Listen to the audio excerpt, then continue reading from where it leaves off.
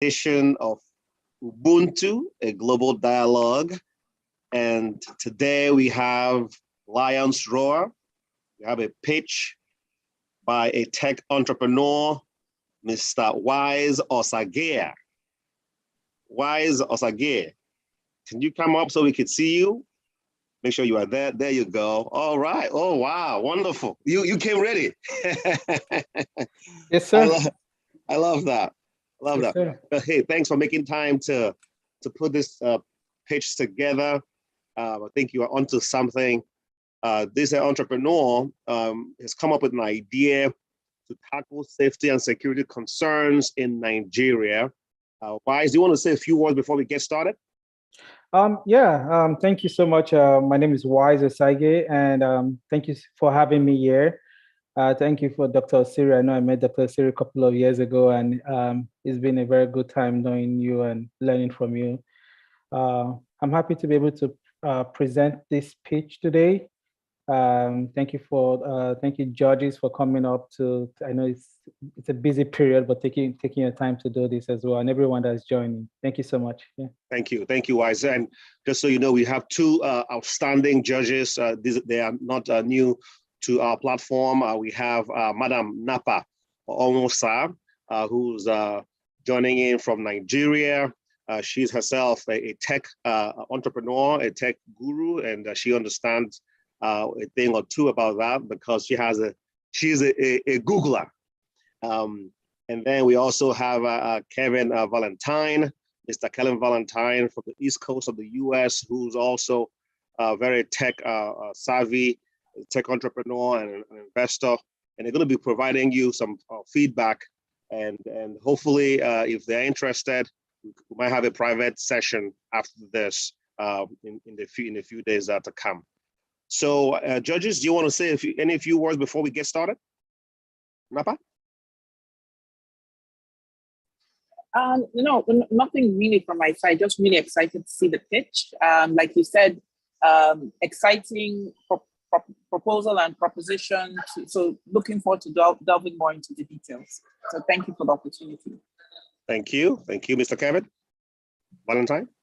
Yeah, hello everyone. I apologize for just being a couple minutes late here, and I'm really excited to hear more about the pitch and providing any feedback and any comments that could be helpful. All right. Wise, take it away. All right, let me do this.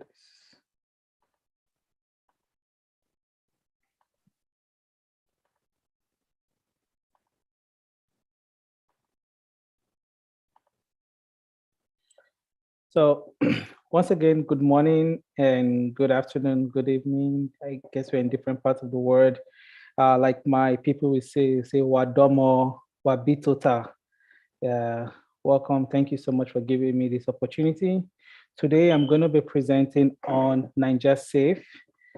This is a way of putting safety and security in the power of the community.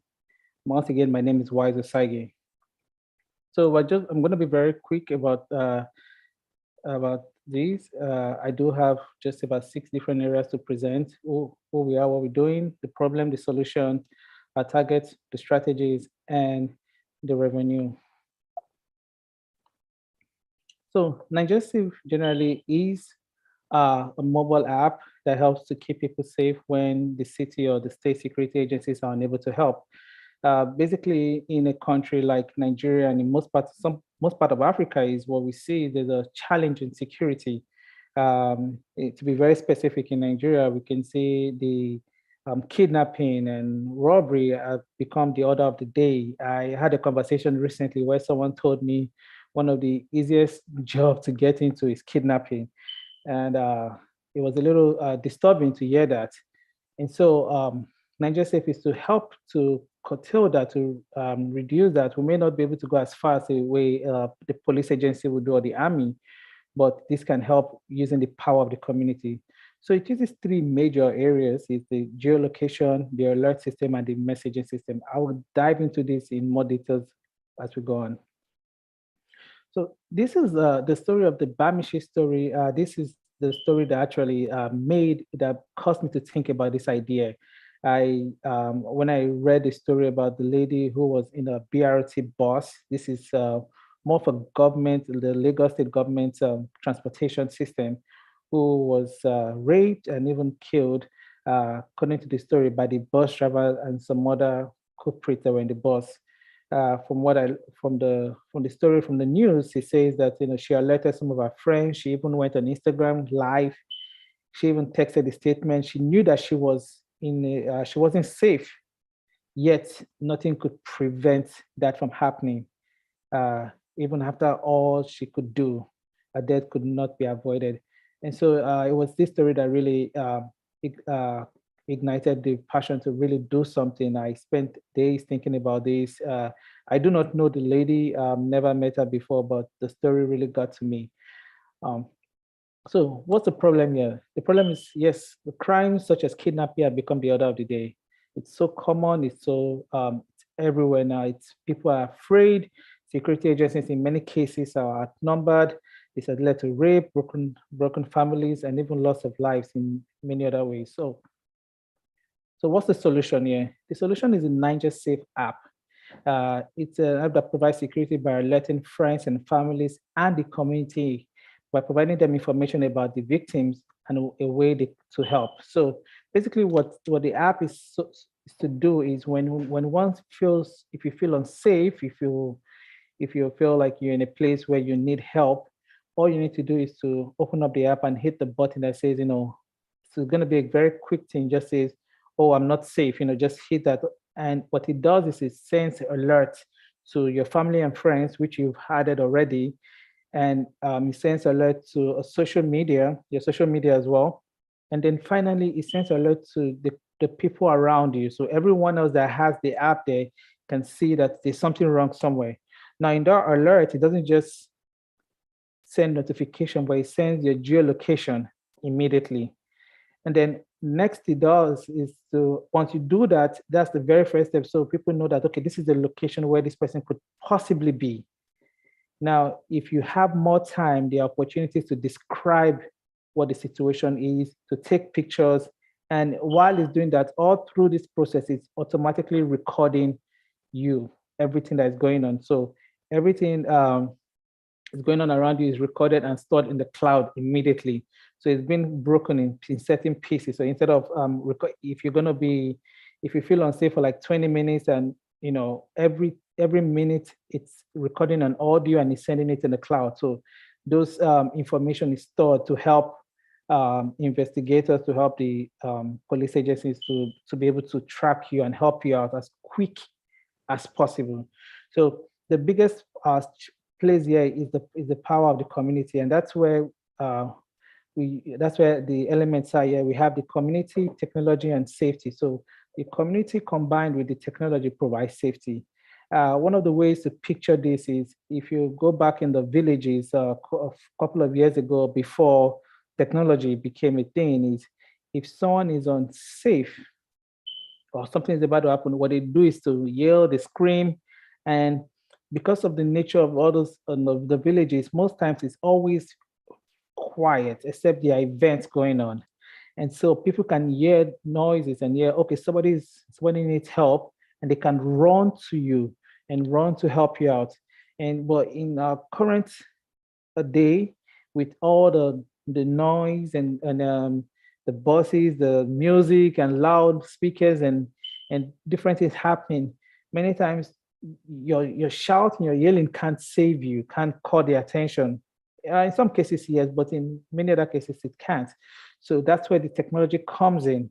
So what we're doing is we're taking a very old security system we've used in the villages in the years, in the old times, and we're combining it with technology to provide safety. So true public safety requires the collaboration of the law enforcement and the community. The community is what really brings safety. Without the power of the community and technology, we can provide safety for ourselves, for our loved ones, for our communities. We are the first police. We need to help each other to provide safety for ourselves. Oh, sorry. So who are our target audience? The first target are young people between 16 and 35. Generally, we want to say everybody, but for the app, because it's a mobile app, we're going to target the group that uses it the most. Now we know there are more groups, there are other groups that uses this, but the groups that uses this the most will be young people. We also have senior citizens who are tech savvy. And when I mean tech savvy, WhatsApp is enough to start as a tech savvy. If you know how to use WhatsApp, that's a good start. And then travelers, if you're traveling, and you definitely, this app is something to help you because of the features it has in it. So our market strategy. So we're going to go through educational institutions, religious institutions, and WhatsApp institution. It's funny that I use WhatsApp, but the reason why I use WhatsApp is because during the COVID time, we saw the power of WhatsApp being used to share information when it comes to sharing information on, oh, you need to drink this tea to help you fight COVID. You need to, I think I saw more ways to fight and prevent COVID from WhatsApp than from the news or from anywhere else. People share different things. And we know that when it even comes to the security, the stories about kidnapping and all these crimes, many of them are shared through WhatsApp. And so that is also a way to share a solution and to pass it along. The religious institution will be using the churches and mosques and all of that religious systems that we can go through to talk to their people about, because these places are already communities that they formed. Many churches, many mosques are already created their own community where they know each other. And so that is a way to enhance people to use the app as well as provide security for themselves. And the big one is the educational institution. A lot of Nigerians are very, whenever the privileged ones are able to go to school, people are always in the universities, even in high schools. And so we can use this system because this also, it's a big community, the communities of students as well. They're able to help each other and communicate with it and provide safety for each other. So revenue opportunities, as I and it will be one, mobile apps, mobile ads. That's a big one because we're going to be having it, making it free for everyone. Then business to business partnership, and this will be involving companies and companies that want to provide security to their staffs and have connected security agencies around. The app will be able to communicate to those security agencies immediately. And so this will involve a little bit of customization, depends on the arrangement. But in the terms of the what the app can do by default, they are able to communicate with other security agencies. Then government partnership, and this is also very important because it will be also helpful to places like to the police force, as well as the military or any other government agencies that will need to use such a technology to help provide security as well. Thank you so much. I'll be here to receive any questions.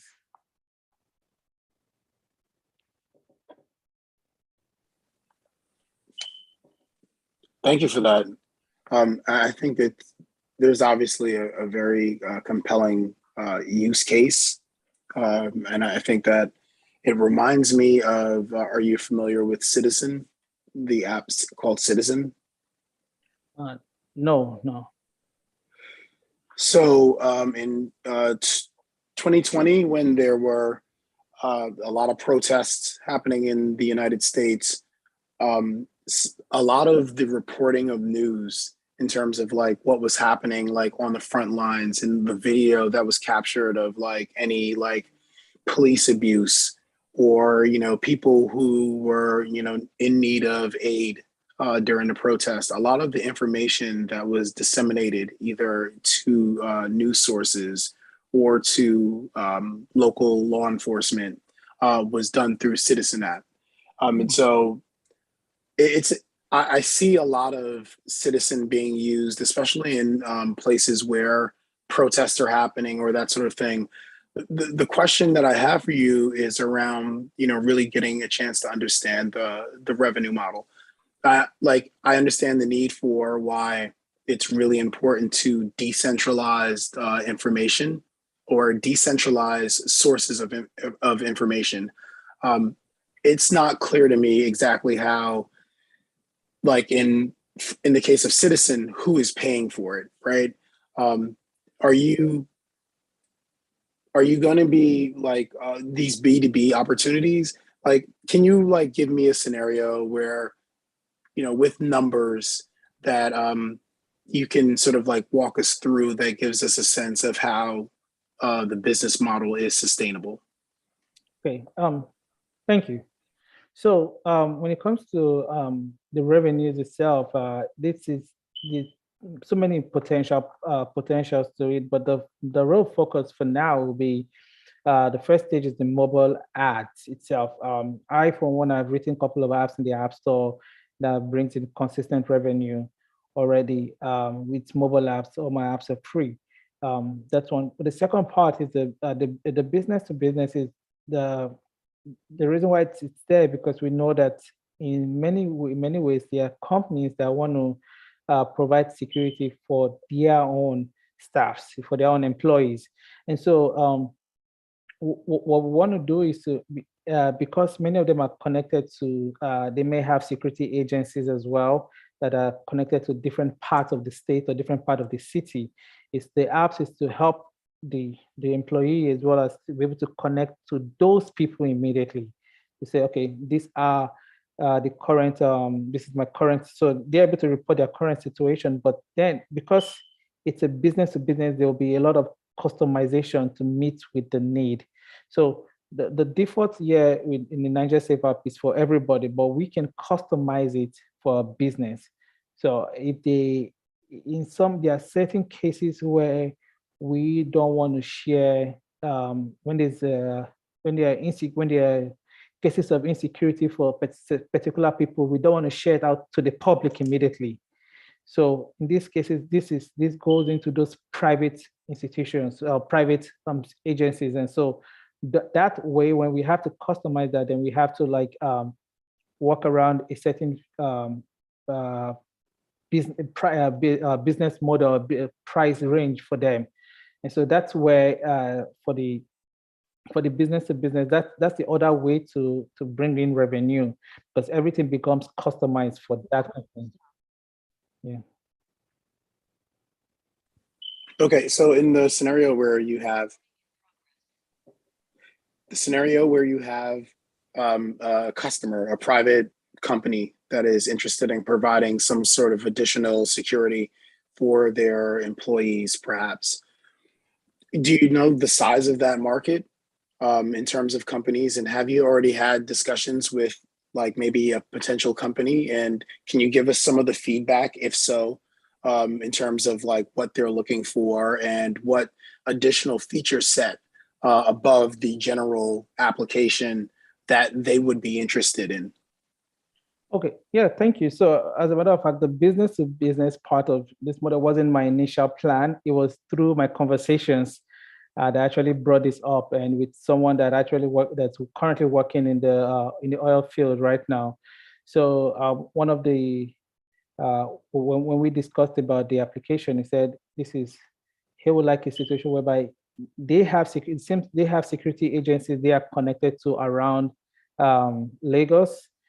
He lives in Lagos. He doesn't work in the field, but he works in an oil company. So they have security agencies. He said he would like a way to be able to connect to them immediately to say, this is currently where I'm at. And so that's what brought about the business that's where I started saying, okay, this is an opportunity. So it was through my conversation with them. But when it comes to in the details on how much would they pay for it, I haven't fully gone into that area yet. Okay, and that's fine. I think this portion of the business is likely going to be the sustainable part of the business. It's going to be recurring revenue. If you have, excuse me, if you have contracts with these companies, you're going to have to, hire in order to do this, a sales team, an enterprise or business sales team, and these business cycles are kind of longer, right? So it's easier to, make a sale, I think, retail, but these B2B sales, they require testing and approval, and, they all have their technical infrastructure. And you're going to have to figure out exactly, sort of like what their own individual business policies, IT policies are. And I think Napa could speak to that better than I could. But I would also really think about that being the sort of like what pays the bills, and what's scalable. And this portion of the business subsidizing what I would assume would be the more frequent expense side of the business, which is the retail, right? Because if you have this app where, it goes pretty viral the same way that like Citizen app does here in the US, if you're going to be recording video, all of that getting stored on clouds will be pretty expensive, right? So you're going to have to be able to manage the server costs. And I don't believe that the ads are going to offset those costs, right? Yeah. And ads, they get better in terms of their ability to drive revenue if you can prove that, somebody is reading them or looking at them. So you're going to have to get those, those ads clicked. And I find very frequently that I do my best to avoid ads at every cost. And so I would just consider that, that cost structure, that balance in terms of like figuring out how to make the business scalable and repeatable, and how you subsidize, the feature set for the retail users who I think are probably going to adopt it first. Okay. Those are the comments that I have for now. Thank you. Thank you.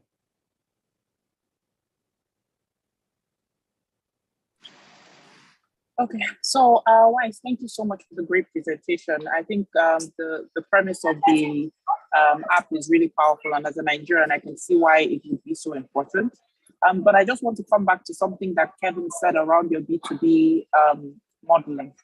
Okay. Just for my own understanding, when you're talking about scaling this to an enterprise, would it mean they would have their own app, or they would have space inside Naija Safe dedicated to them in the app? So that's one detail that actually, thank you so much for the question, Chris. But that's one detail that I've been working on. Is I believe I would be open to both both ways, mainly because some companies might prefer to have their own completely unique, and some people would just prefer to just have add it as a feature in the app itself. So, but one of the few things I'm really trying to avoid is to have people pay for any extra feature inside the app when it's for the public. So I would probably lean more into having customized versions for them, and say, okay, this is the app. We can make it available, or make it available for the businesses, and just have it totally customized. Say maybe it's with a shell company, or a parastatal in Nigeria, and then it's just they have their own version where we also will completely manage it for them and completely run it for them as well. Okay, and I think maybe something you can consider as well is APIs, because Kevin raised some really valid points around server costs, and developing an app from scratch for each of your enterprise customers will now involve you investing a lot in headcount, resources, and server costs. But if they already have an existing app that you could potentially use your API and make maybe another tab available or another part within their app available, then it significantly reduces time to market as well as cost of implementation. So that is, yeah. And then I have to agree 100% with Kevin around ads, just because you're going to have to build a whole ads engine. So you're going to have to do things like CPA and being able to say this is your cost per click and be able to give those insights. So you're going to create a whole different back end for ads.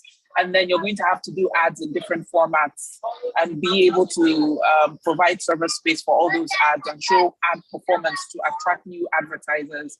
And then you're going to have to manage the advertisers as well. So maybe a subscription model. And sorry, I dropped off for a bit of your presentation. So I don't know if you're considering that, because if I have this app on my phone and I just am debited data cost of 100 Naira per month, I probably won't even feel it. And if you have 1 million people on the platform that are using the app and you're taking 100 Naira per month for each person to be able to view alerts and then also to be able to post alerts, I think that's a really great model to look at. So I don't know if you've considered that already, and I apologize if I dropped off for that. But I would, again, in line with what Kevin was saying, really move away from ads because of the performance you need to show, the insights you need to show, and even the infrastructure you need to build to be able to attract more advertisers and maintain them. Then another question I had, and apologies again if you already addressed this, is does this app connect to any security agencies? So if there is an alert, would something go to the Nigerian police or something like that? So yes, I right now, no, but that's a plan that I put in the government's partnership to be able to connect with the security agencies. So to connect with the police as well as the army, the military, or any other agencies that that provide security. It's meant to be able to connect to them. We hope to actually have that partnership sorted out with the government. We know that they could provide better security when they can, whenever they're available, they can. So that's something that's part of the presentation, to have this partnership. Another part of the presentation, another part I wasn't put in there, was also to work with telecommunication companies such as MTN or Globacom, and those big names where the alert can also come in as a text message. So if you're still within and it recognizes that you are within the place, so that involves partnership with some of these companies where it can send text messages to people to alert them that, hey, someone in your location is needing help as well. Okay, I think that's brilliant. And then with the government partnership, because I feel that would be something that would really encourage subscriptions. Okay. Who in your team, in your current team, is able to demonstrate that they're able to convert, or who in your team is able to show that they already have these relationships and they're able to leverage the relationships to get you the connections you need in the security agencies? So right now we do not have that yet. Or that's one of the reasons why we're pitching, to be able to open it up to allow people that will definitely can bring this in, bring this this network and this connection, as well as also ideas to be able to grow this quickly, because we know it's a needed thing in the country. Yeah. Okay. So just a final comment from me. There was a project like this that MTN started. It wasn't around security. It was around traffic, and it was called MTNI, where people subscribe to traffic updates. I think it would be interesting to understand what made them not succeed. Because, considering the number of subscribers MTN had, I think to subscribe was 15 Naira a month or something. And then also, like what Kevin said, is to really understand the Citizen app, some of their best practices, so you can leverage a lot of the experience to be able to make this successful. But well done. I think it's a really brilliant app. Thank you so much. Thank you. Well, there we have it. Thank you so much to our judges, Madam Napa, Osagie, and Mr. Kevin Valentine, for providing those excellent feedback to Wise, Osagie. Wise, thanks for the presentation. I hope you've been able to glean a thing or two to make this enterprise much better. And so, go and work on that and continue to improve. I and Osagie University wishes you nothing but the best. I think this is a much needed app for Nigeria. Thank you. Thank you so much. Do you have any last words before we close out? Wise? Yeah, thank you so much, everyone. Thank you for taking the time to listen to me. Thank you, judges, for giving me this wonderful advice. I've been taking notes. That's what I've been doing whenever I turn around. I'm taking notes to be able to improve it.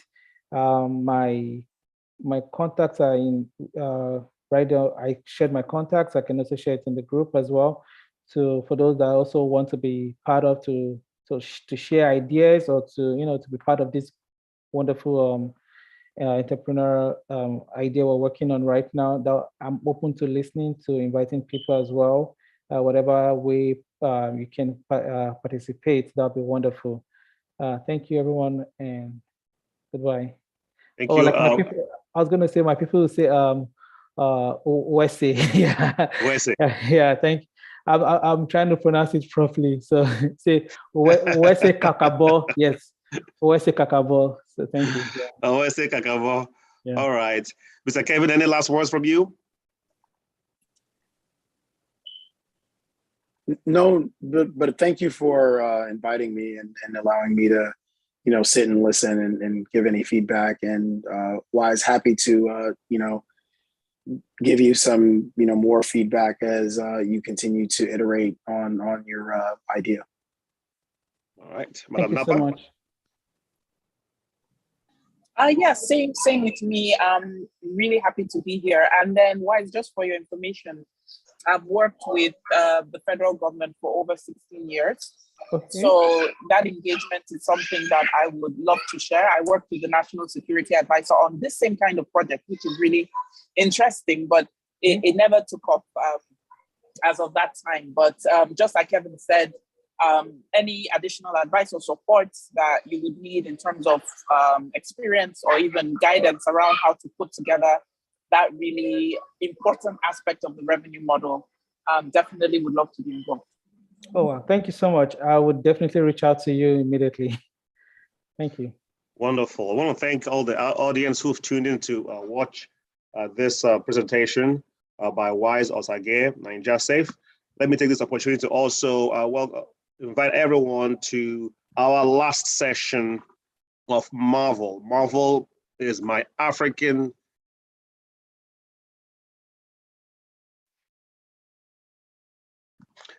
I'm sorry about that. Yes. Marvel is my African roots verified by experience and love. We have our last session of Marvel in the next 15 minutes. And our very own Professor Pimenta Bay is going to be addressing highlights of African history and culture. So you are invited. The link to join Marvel in the next 15 minutes has been posted in the chat room. So you are welcome to participate in that workshop with us. And with that, Ubuntu. Thank you.